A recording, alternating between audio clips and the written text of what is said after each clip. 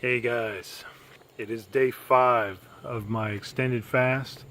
I remain unkilled by the fast, although I have had some challenges today, like I did yesterday. Not sure it was quite as bad as yesterday because I wasn't at work today. But I've noticed that most mornings here since I started this, I am waking up with a very slight, mild headache and thirsty, which is probably the result of the fact that about mid-afternoon, early evening, I should say, about 5 or 6, I kind of cut back on the water I'm drinking because I don't want to be up all night peeing my brains out. So, you know, it's mild. As soon as I get some water and drink it down, I feel better. Not a big problem. I thought, I was going to be able to get on this video and say that there was peace in the valley. That there was peace in the windy valley, finally at last. That my intestinal distress was over, but today, after the morning, probably about noon, all of a sudden I had loose watery stool again. Not too fun. It might be the result of the fact that I mowed the grass today and spent, a lot of time jostling around on a riding mower. We have a huge yard. It takes me almost all day to mow it. But yeah, so that was a thing, and then I've noticed that I'm just moving a little slower overall, which doesn't really bother me. But like, for example, when I stand up or when I get out of bed in the morning, I kind of just sit there for a minute, just to kind of let my blood pressure equalize and keep everything, I don't want to stand up or do anything crazy and fall over. That's all. But I'm just generally, like, even my work today, doing yard work and stuff, I noticed I was moving a little slower than I normally would. Not quite as much pep in my step. And so I'm looking for that burst of energy that's supposed to come on day 5, even though I'm approaching 120 hours in a fasted state. I'm waiting for that. I feel really, really good in the mornings in the last couple days, and then I have kind of an afternoon slump. And that lasts for maybe 4 or 5 hours, and then in the evening I start to feel better again. I don't know, it's weird. Maybe a solution to that would be to take some salt in the morning. A couple of you asked how much salt I'm consuming, and I'm not consuming it every day. If I feel weak or anything like that, I will take some salt. And I'll usually do like a half a teaspoon of pink Himalayan salt, and then like an hour later do like a half a teaspoon of potassium salt, no salt, and it seems to be working okay. I mean, it definitely gives me a pick-me-up when I do take salt, and I think it helps me retain water, which is a good thing. I can tell you guys, man, my body must have a ton of water because I have been tracking my weight loss. I'm weighing myself every morning, even though I'm not really talking about it in the videos, because I know that when you go on an extended fast, much of what you lose is water and water weight. And so I'm telling you, I carry around a lot of water weight. That's one thing I've learned here. I'll talk about that later when the fast is over. So that's what's been going on. I feel pretty good. I really don't have any complaints except for the loose stool. I thought that would be over by now, but it's not annoying enough to make me want to stop fasting. I'm not laid out somewhere. If I was, I would probably break this fast. If I was really weak and faint and just couldn't go on, I would break the fast. But the way the fast is, I mean, my perspective on it is that it's a time of rest. So when I feel tired or weak, I just sit down. I sit down and I relax, and I'm not pushing it. I'm just not pushing it to the extreme. And part of the reason is that this fast has a spiritual basis, and it has a physical basis that's within the context of the spiritual basis, if that makes any sense to you. So, I'm not, if I had this extreme idea that I was just trying to lose weight, I probably would push myself harder, and I'd probably get into trouble. But I think you just have to know what your motivation is before you start an extended fast, and you have to know how you're going to handle challenges and take it on.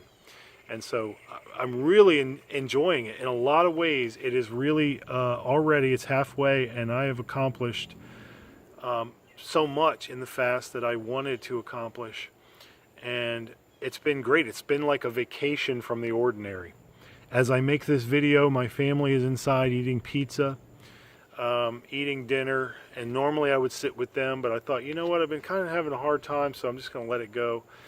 A vacation from the ordinary. Things are just different. I haven't watched TV. I've been reading and just enjoying, you know, quietness and rest, put to you that way. So, and I'm enjoying it. I took a Epsom salt bath about a half hour ago. I never take baths, you know, so it was just cool to sit there and soak and get that magnesium into my skin. But, you know, so I'm really enjoying it, and I look forward to tomorrow. All right, so been getting a lot of great emails, and I want to start answering some of the questions that you guys have been asking me. This came from John D. By the way, if you guys ever send me an email at fastinahurry@gmail.com, I will not use your last name unless you give me permission. So just keep that in mind. Getting a lot of great emails, lots of good comments here, lots of good questions coming up on the channel, and I will get to them as I have time and opportunity. But John has basically been doing, he started doing 16/8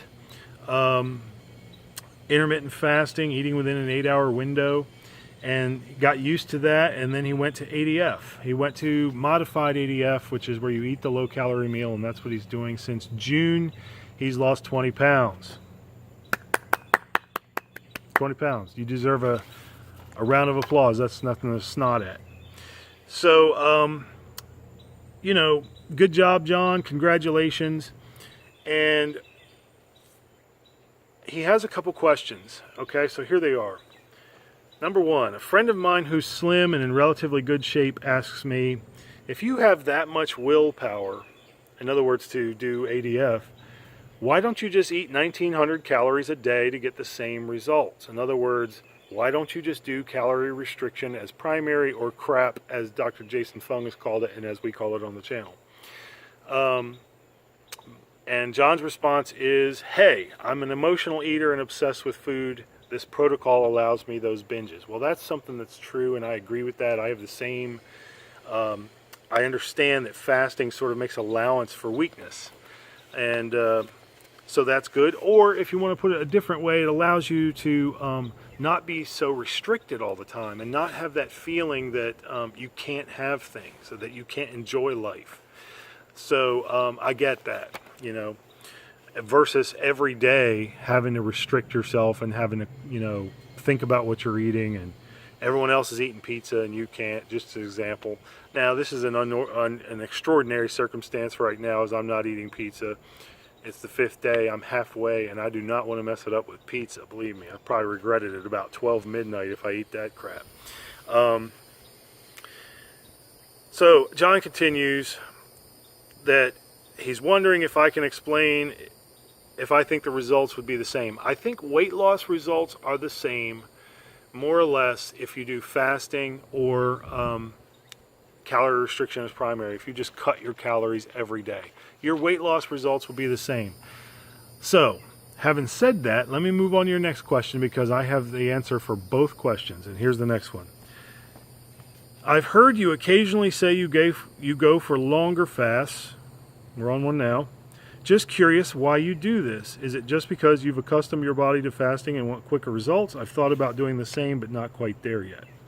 Thank you for the email, John. Thank you for the questions. Thank you for the encouraging words. Thank you for sharing your story. I appreciate it very much.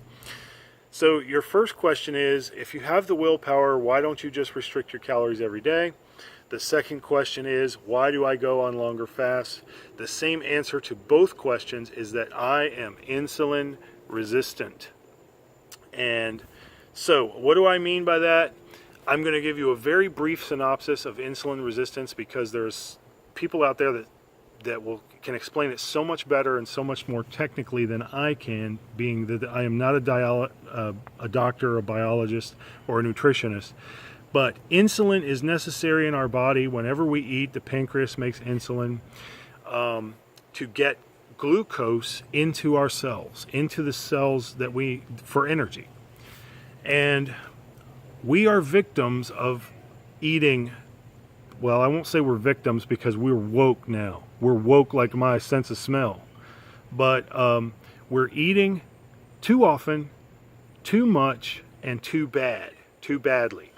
So the standard American diet, which some people call SAD, is full of sugar and refined carbohydrates. I've had a commenter who's saying that carbs are not the problem, and I partly agree with that. But when I speak of carbs and going low carb, I'm really talking about processed grains, white flour, white sugar, all these things. In fact, almost all sugar. That's really what I'm talking about when I speak about being low carb. And because the problem is, as we have eaten 6 times a day and we're eating foods that are full of sugar, everything has sugar in it. Your ketchup, all your condiments, all your salad dressing, all your spaghetti sauce, and the body interprets pasta and stuff like that that's refined. You know, a lot of cereals are so much different than what they were 100 years ago. Everything is sugar. Sugar for breakfast, sugar for lunch, sugar for dinner, and sugar in all your snacks. When we do that, we are spiking our insulin. Our insulin is being spiked because the body has to respond to all that sugar, and it responds by producing insulin. And over time, what insulin resistance is that the insulin becomes less and less effective over this onslaught of sugar and processed carbohydrates. And as it becomes more and more ineffective in dealing with all the blood sugar, it the body's response is produce more insulin. So it produces more and more. So our insulin goes up and up and up, and it becomes less and less effective. And that is the primary cause of a host of health problems, including type 2 diabetes, including much of obesity, even though obesity does not need to exist for insulin resistance to exist. But, so that's the basic idea, insulin resistance. How do you deal with insulin resistance? The easiest way to deal with it is to stop eating. So if you just lower your calorie restriction every day, if you have signs of insulin resistance, I should talk about those. So these are some signs of insulin resistance, and this is how I know I am insulin resistant, okay? Lethargy. In other words, when I was eating all day, every day, I was tired all the time. Hunger. If I didn't eat for 4 hours or 5 hours, I would get crabby, I would get a headache, I would get really tired, and I would start lashing out at those around me. Brain fog, belly fat. If you've seen my pictures, you know that most of my fat is right around my center.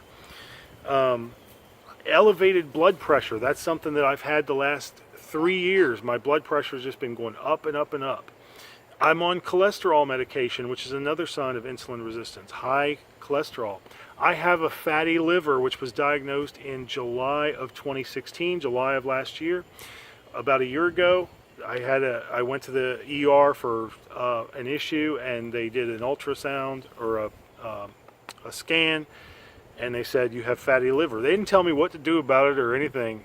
Follow up with your doctor and talk about fatty liver. They said nothing to me about it, but that is a sign of insulin resistance. Skin tags. For the little moles on your skin and stuff like that is a sign of insulin resistance. And for women, screwed up menses, their periods are coming and going, stuff like that. So, and obviously one of the things that shows up on any metabolic panel is elevated blood glucose, blood sugar. Any one of those things and all of those things are signs of insulin resistance. There is a freaking hawk over here. I got to show you guys that's trying to eat one of my chickens that it killed earlier. I got to show you. Holy free holies. Check out this freaking falcon over here, you guys. You see him? Well, anyways, he's over there. This is too good, man. I'll tell you, there's all kinds of wildlife here in North Carolina, y'all. So there he is. He's mad at me. Okay, so back to insulin resistance. I'm just going to keep it on the hawk to see what he does. He might come over here and try to peck me or something. But the only way to lower insulin resistance, John, is to take a break from food. And that's what I'm doing. I am taking a break from food. I'm going on some longer fasts because I know I'm insulin resistant. And so that's the story. You cannot do that if you eat every day. So if you just were to, if you have a problem with insulin resistance and you were to eat every day, you would not fix your problem, your hormonal problem. And I want to fix the problem. And that is why I go on longer fasts. So I appreciate the question. I appreciate you guys watching tonight. I'm glad I got to make the video. It was running late here, and I mowed grass today, but and one of my chickens got killed by this hawk over here, and he's pretty dang bold. So I'm going to let him do his thing because it's nature. I know it's brutal, isn't it? All right, you guys, eat, drink, and be merry, for tomorrow we fast. Have a good one.